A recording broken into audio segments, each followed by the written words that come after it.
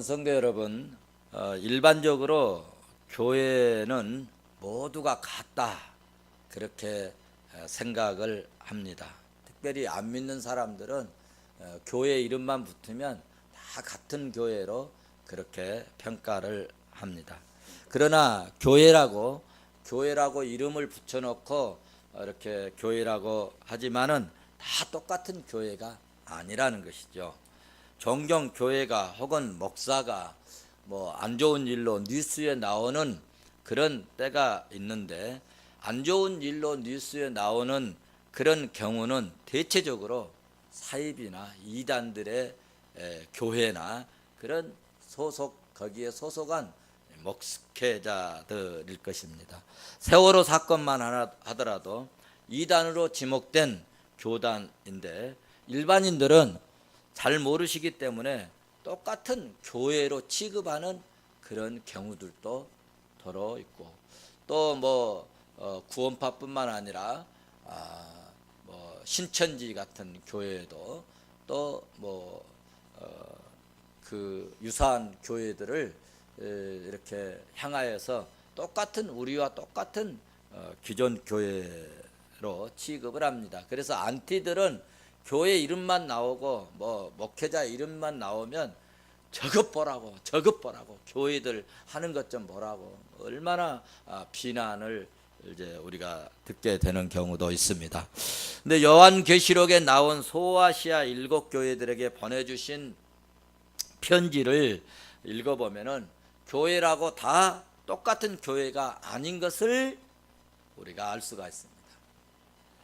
어떤 교회는 칭찬받는 교회가 있는가 하면, 또 어떤 교회는 칭찬도 받고 때로는 권면, 책망도 받는 교회도 있고, 또 오늘 본문에 나온 교회는 살아있는 교회 같지만 죽어있는 그런 죽은 것 같은 교회가 있음을 이렇게 말씀하고 있습니다.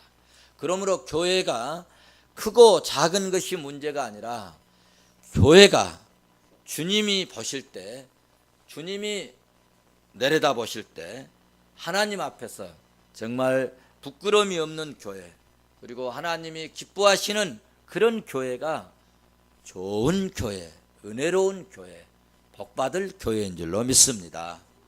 그런 의미에서 우리는 주님 앞에서 나를 잘 점검하고 잘못된 것이 있다면 오늘 본문 말씀처럼 회개하고 돌이키고, 그리고 약점은 보완해서 하나님 보시기에 좋은 교회가 될 수 있기를 주의 이름으로 축원합니다.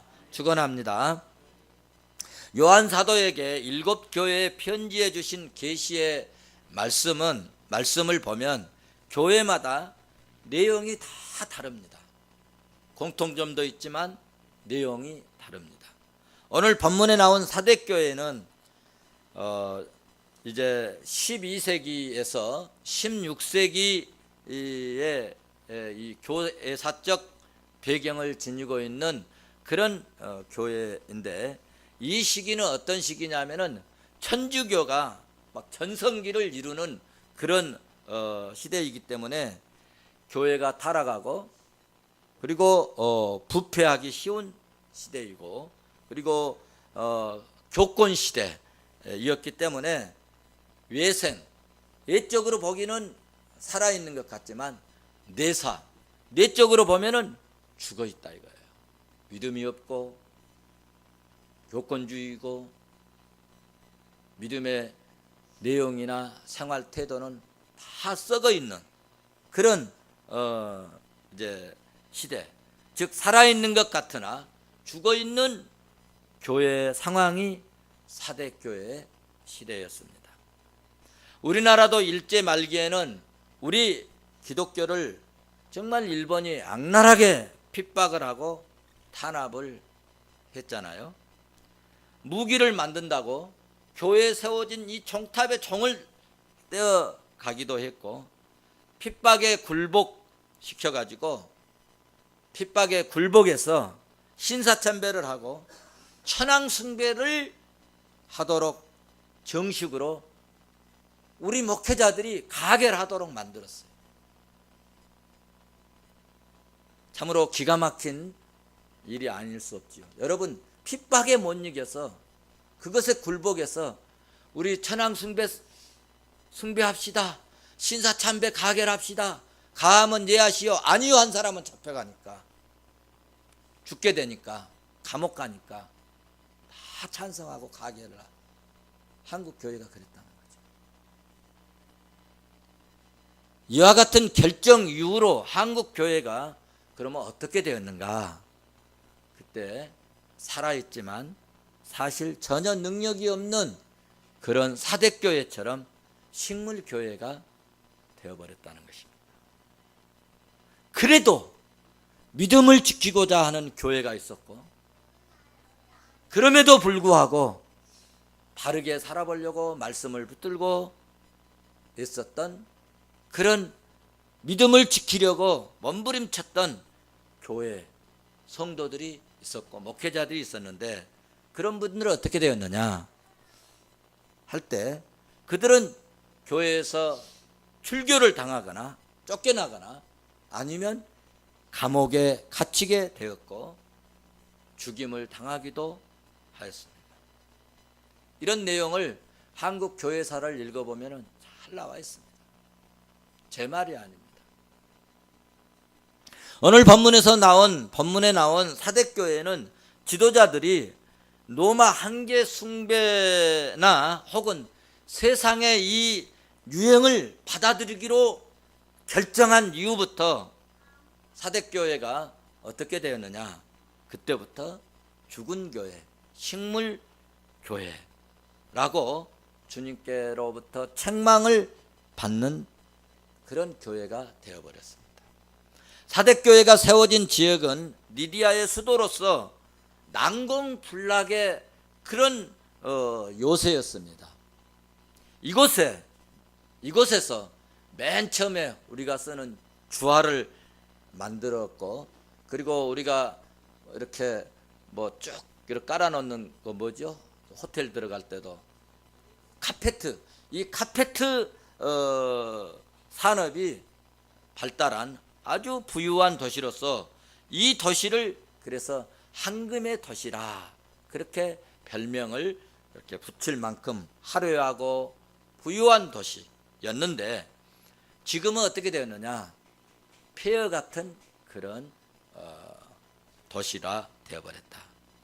교회가 영적으로 시들어지기 때문에, 비록 리디아 그 왕국의 수도였고 부유하고 정말 별명처럼 황금의 도시처럼 희양찬란한 그런 도시였지만, 교회가 무너지고 교회가 죽은 교회 되고 영적 힘을 잃어버리니까 이상하게 여러분 그 도시가 몰락하고 경제가 몰락하고 문화가 다 무너져 버렸다는 거죠.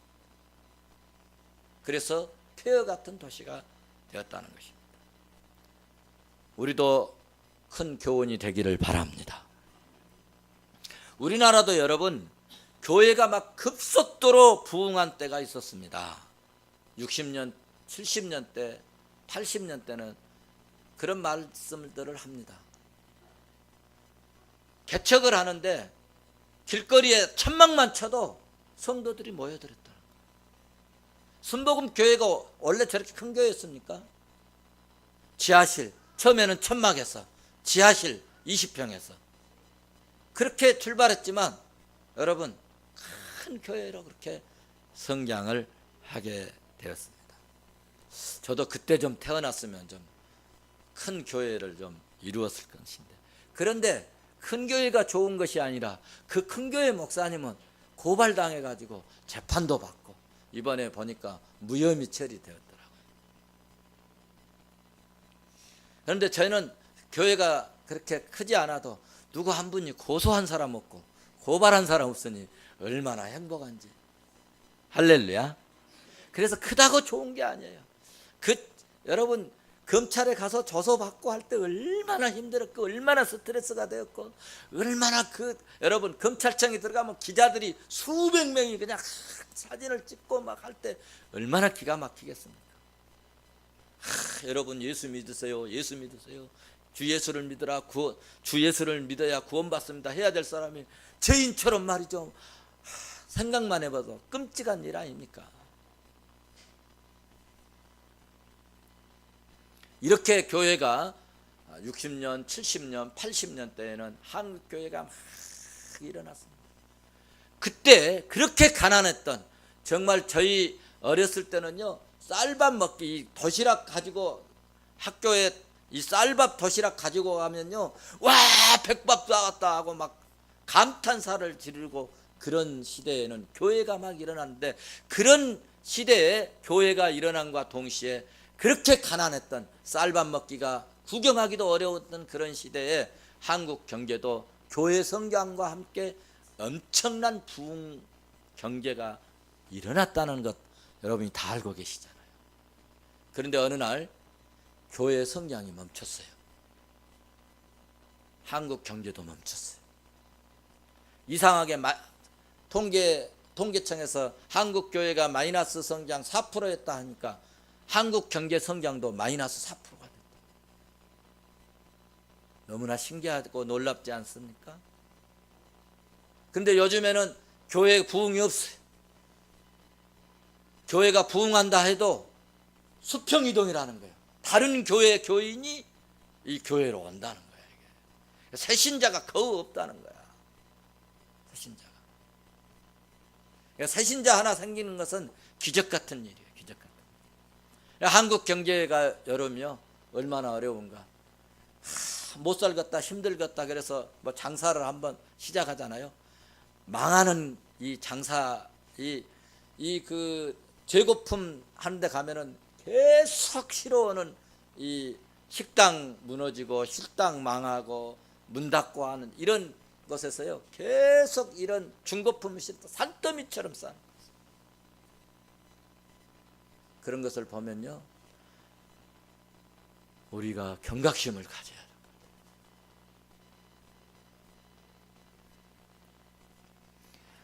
교회 성장이 마이너스 되고 멈추고 마이너스 성장에 이르니까 결국 한국에 뭐가 왔느냐? 뭐가 왔죠? IMF가 왔습니다.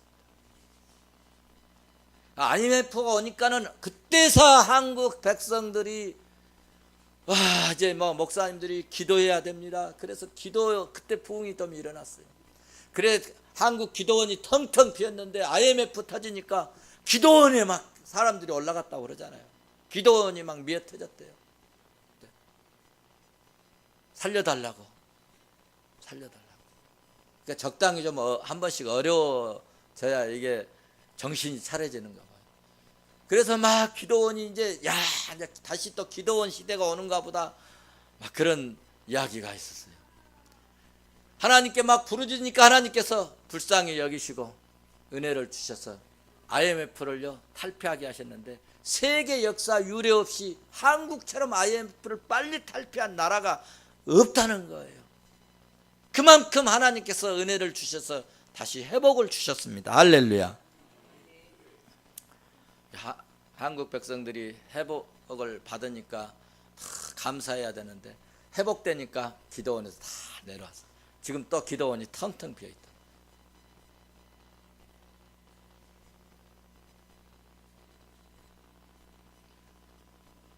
이렇게 기도할 때 하나님께서 IMF를 탈피하게 되었는데, 하나님이 역사하신 줄로 믿습니다. 김대두 대통령이 하신 게 아니고, 우리가 금 모으기 해서 한 게 아니고 하나님이 하신 줄로 믿습니다. 구약에 역사하셨던 하나님은 신약에도 역사하시고, 아브라함에게, 이삭에게, 야곱에게 역사하신 하나님은 오늘도 나에게 역사하실 줄로 믿습니다. 하나님은 교회와 성도들의 믿음 생활하는 모습을 여러분 불꽃 같은 눈으로 감찰하시고 살피시고 계신 줄로 믿습니다. 오늘 본문 말씀을 보시면 그것을 잘 알 수가 있습니다. 여러분 성경을 읽으시면서 그냥 넘어가면 안 됩니다. 그런 부분은요 꿰뚫어지고 현미경적 관찰을 하면서 하나님은 이렇게 역사하시는 거예요.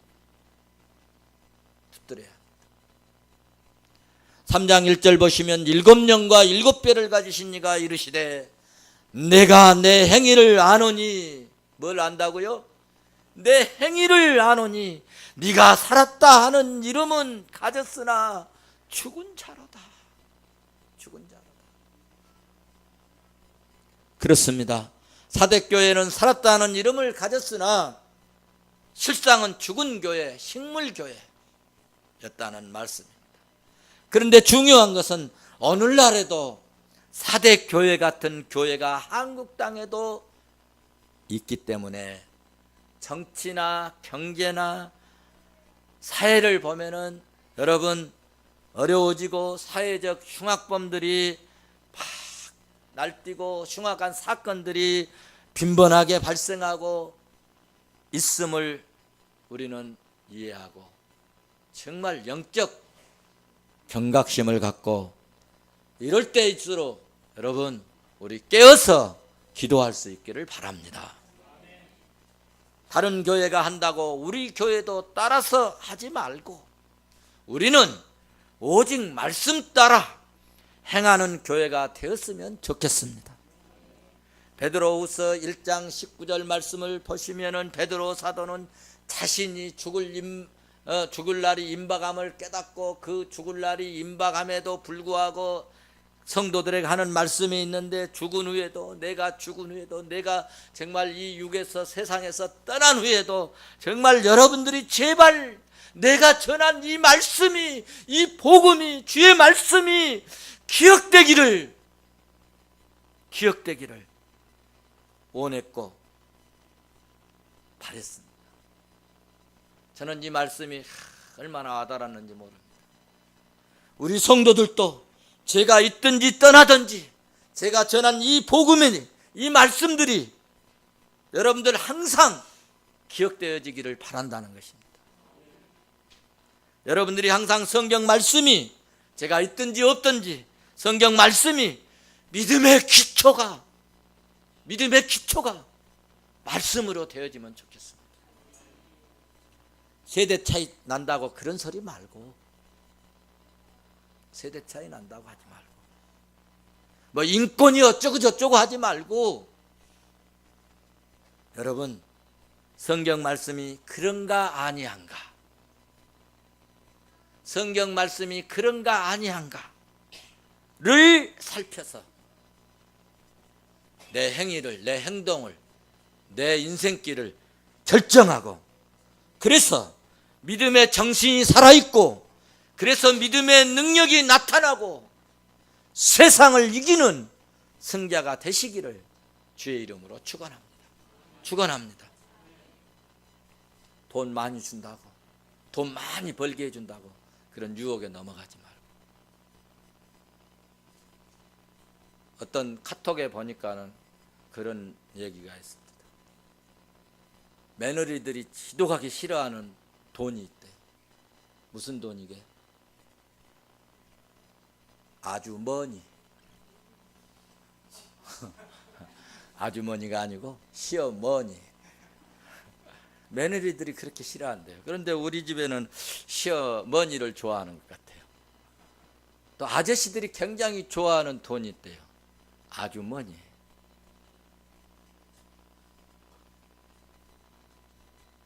머니에 따라 사지 말고 우리 정말 말씀 따라 살았으면 좋겠습니다. 오늘 본문에서도 사대교회에 주님께서 칭찬과 책망의 말씀으로 편지하셨습니다. 사대교회가 받은 칭찬은 4절에서 말씀합니다. 그 옷을 더럽히지 않았다고 칭찬을 했습니다. 많이 그런 게 아니고 몇 사람이. 그 옷을 더럽히지 않았다라고 하는 말은 사대 지역의 의복 관료에서 유래된 표현인 것인데, 이런 부분은 이제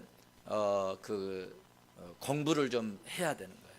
왜 옷을 더럽히지 않았다, 그렇게 여러분 행동이 뭐 나쁘지 않았다 그렇게 표현해야 될 텐데, 옷을 더럽히지 않았다 그렇게 표현을 했는가 하면은, 그 당시에 이 사대에서는 의복이 더러운 자는 시민 맹부에서 빼버렸다는 거예요. 희한한 덫이죠. 의복이 안 좋고 의복이 더럽고 의복이 추하면 뭐에서 빼버렸다고요? 시민 맹부에서 빼버렸어요. 그러니까 의복을 깨끗하게 하는 것이 얼마나 중요한가를 그 사대 지역의 사람들은 잘 알고 있다는 거예요. 그래서 오늘 말씀에 이것을 알고 있는, 이것을 이해하고 있는, 이것을 잘 이제 소화할 수 있는 이 사대 지역에는 옷을 더럽히지 아니한 몇 사람이, 나머지는 다 옷을 더럽혔다는 거죠. 옷을 더럽혔다 그 말은 시민 맹부에서 빼버릴 사람들이 있다는 거죠.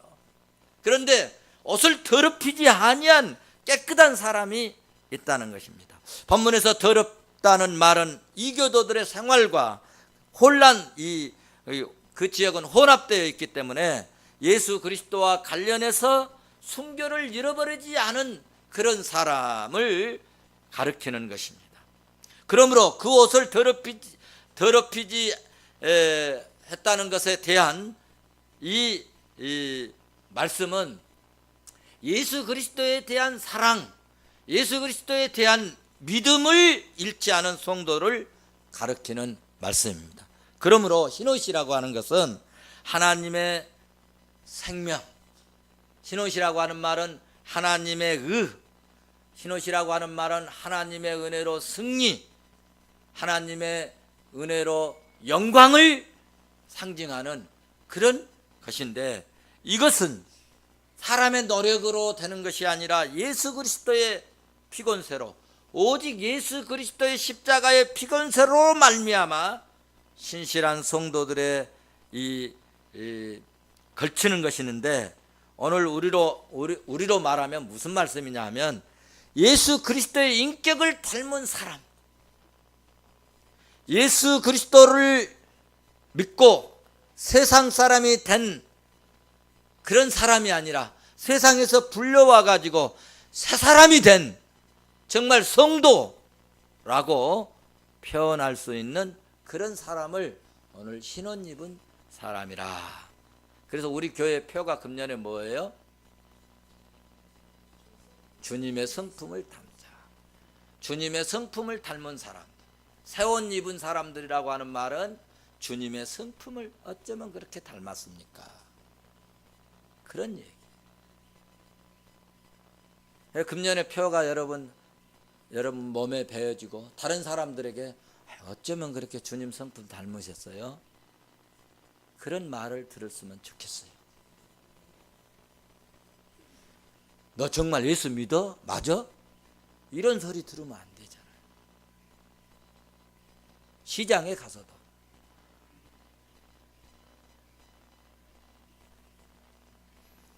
예수 그리스도 성품을 닮아가는 그런 사람은 흰옷 입은 사람입니다. 흰옷 입은 자의 축복은 4절에서 말씀을 계속 보시면 예수 그리스도와 함께 뭐 한다는 거예요? 다닌다는 거예요. 거닌다는 거예요. 우리 삶 속에서 가장 큰 축복이 뭐냐라고 묻는다면 주님이 나와 동행해 주시는 겁니다. 할렐루야. 주님이 나와 동행해 주시는 거예요. 사랑하는 성도 여러분, 여러분의 삶 속에 주님이 동행해 주시는 그런 축복이 있어지시기를 주의 이름으로 축원합니다.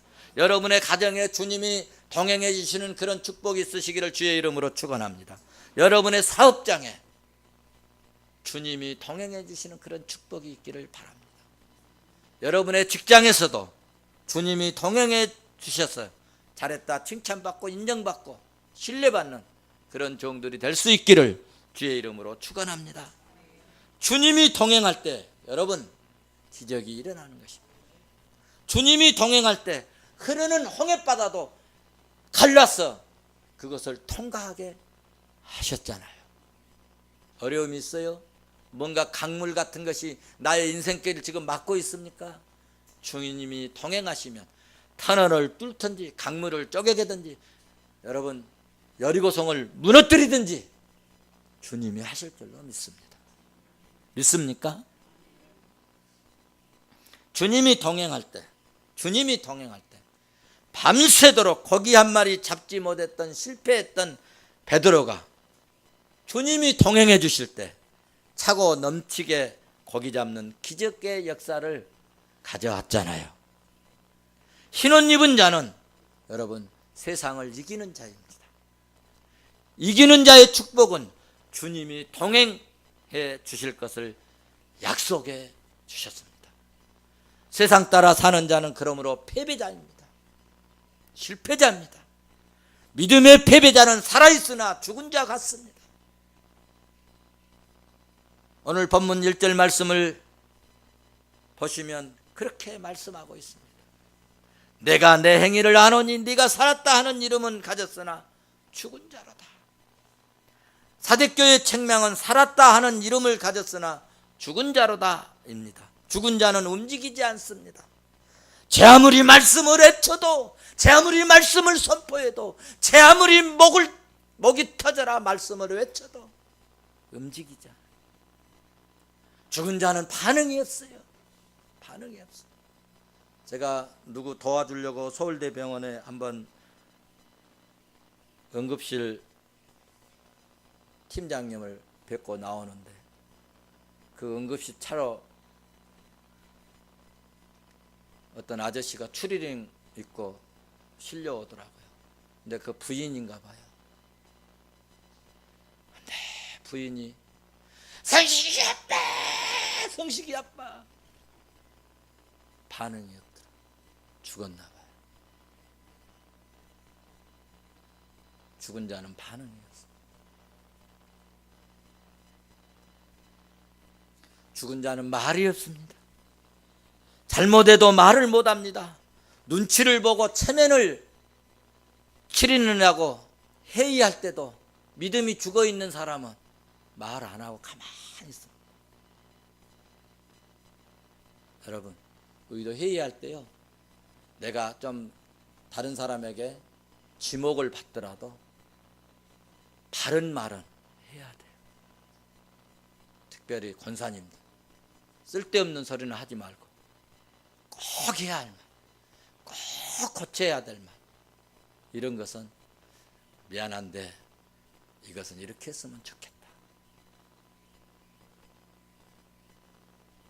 이것이 살아있는 믿음을 가진 소유자입니다. 입 꽉 다물라고 그것이 최고가 아닙니다. 죽은 자는 세상에 다 넘어진 자입니다. 세상 따라 다니면 믿음의 실패자입니다.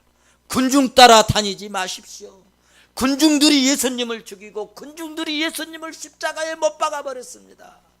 여러분, 예수 믿는 사람들은 군중을 따라 다니는 것이 아니라 예수 믿는 사람들은 말씀을 따라 사는 것입니다. 힘이 들어도 고난이 있어도 주의 말씀을 따라 사는 거예요. 진짜 믿음 있는 사람들은 여러분 십자가를 지고 가는 것입니다. 그러면 결과가 어떠느냐? 반드시 이긴다는 것입니다. 고난이 있고 고통이 있고 괴로움이 있고 말할 수 없는 핍박이 있고 어려움이 있어도 그 결과는 여러분 이김이고 여러분 승리인 것입니다.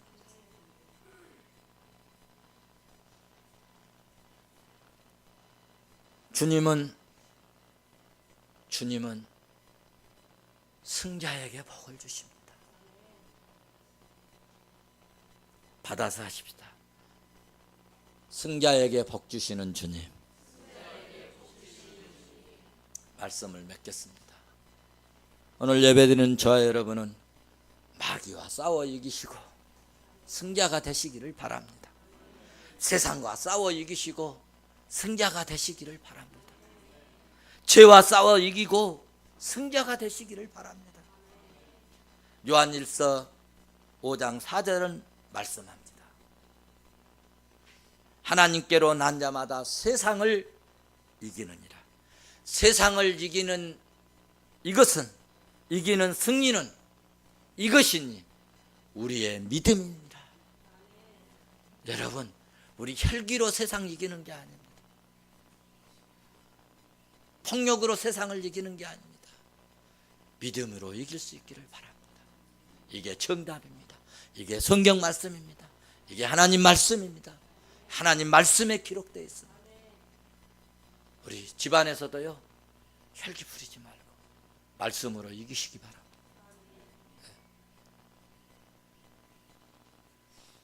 세상과 싸워 이기고 그러므로 승자가 되시고 여러분 영적 흰옷을 입고 주님과 동행하는 복되고 복된 종들이 되시기를 주의 이름으로 축원합니다. 축원합니다.